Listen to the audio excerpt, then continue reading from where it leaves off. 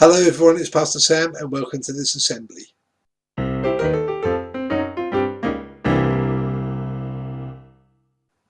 Now we're coming to the very end of the story of David. Actually, it's the end for us. There's lots of stories to do with David in the Bible and we're not going to cover all of them. But I'm going to use this one today because it transitions quite nicely between where we are and what's happening in the next few weeks.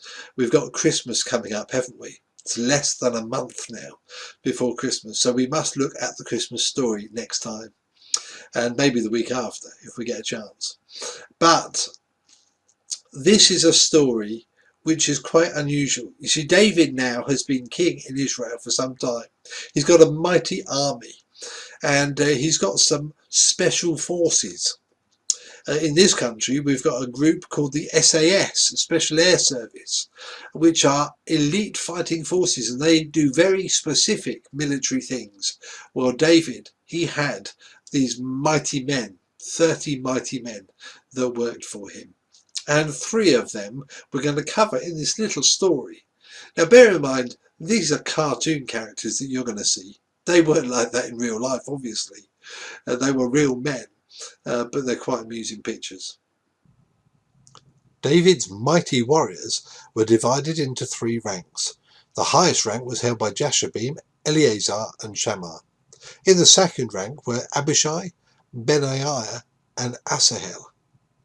The third rank was known as the 30 men and was led by Asahel. We will look at the 3 men who held the highest rank of these brave group of 37 warriors. Jeshabim, a Tarchamenite of the tribe of Benjamin, was the chief of these mighty 3 warriors.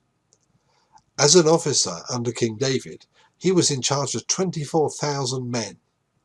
He gained his reputation for bravery after overcoming 800 men with his spear in one battle. Next in command was Eliezer, son of Dodo, from the tribe of Benjamin. He was one of the 3 warriors who were with David when they defied the Philistines who were assembled for battle at Ephes Dammim. Eliezer stood his ground and fought against the Philistines until his hand grew so tired that it seemed to stick to his sword. The Lord gave great victory on that day.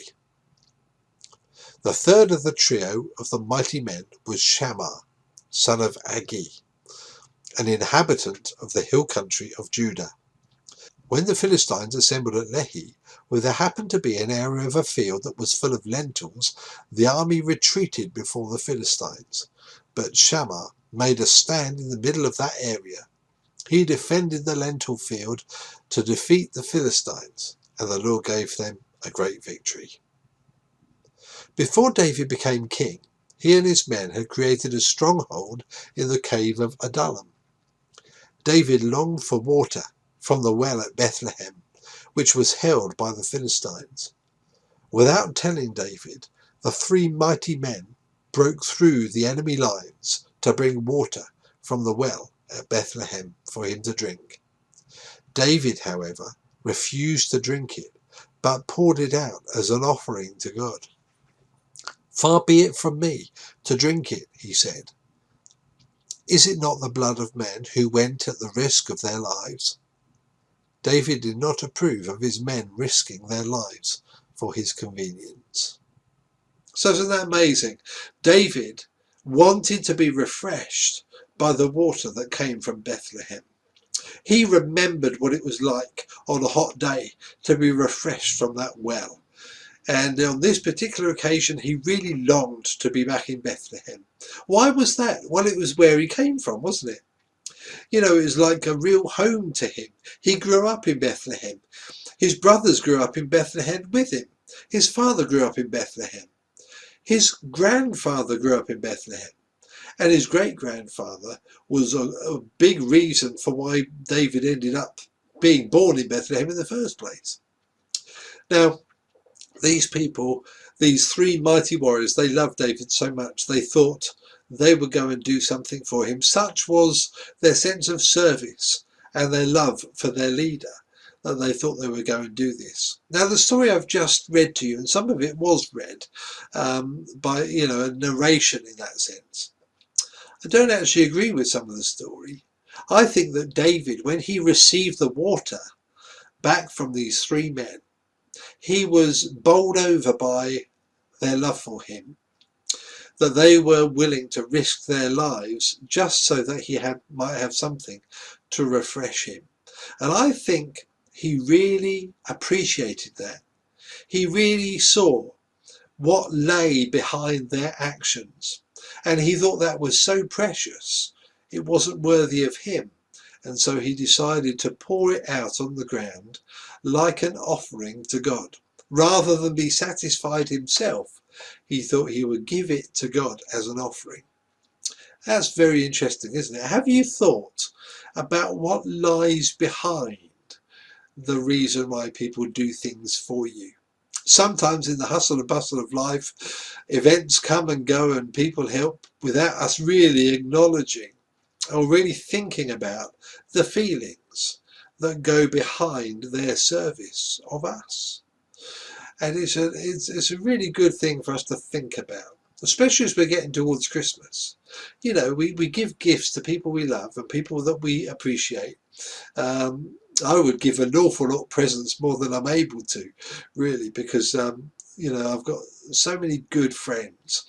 But for those who are closest to us, they perhaps see us as we really are, and they still love us. And so it's good for us to think at this time of year, what is it that lies behind their actions for us as they love and they care for us? And therefore, when it comes to Christmas, what sort of presents can we give to them that will be from our heart? Sometimes it's not the big things, is it? Sometimes it might be the little personal things that mean so much to somebody else because they recognise that we've given it from our hearts, and that's where a real gift is. But why was it that David wanted water from Bethlehem? It was because that's where he came from. He remembers on a hot day years ago having that refreshing drink from Bethlehem. He grew up in Bethlehem. His brothers grew up in Bethlehem. His father grew up in Bethlehem. His grandfather grew up in Bethlehem. And his great-grandfather was a man called Boaz. And he played a large part in the whole reason why David ended up in Bethlehem anyway. Something else happened in Bethlehem, didn't it? A baby was born that would bring a great sense of refreshment to the world, to those who received him and to those who believed in him. He would be like a refreshing drink in a difficult world to live. And of course, that's what we celebrate at Christmas time. That was the person of Jesus. And so we're going to look at some of the story of the Christmas story next time. But I thought it's probably a good place for us to leave David. There's still lots of drama going on in his life, but actually this story of refreshment from Bethlehem is what leads us to consider Christmas. Okay, so it's been lovely to speak to you today, and I'm going to do a couple of puzzles for you next week. So think about the Christmas story, all that you know about it so far, about the angels and shepherds and things like that, because I'm going to do a little quiz will be part of next week's assembly. Okay, take care now. Bye.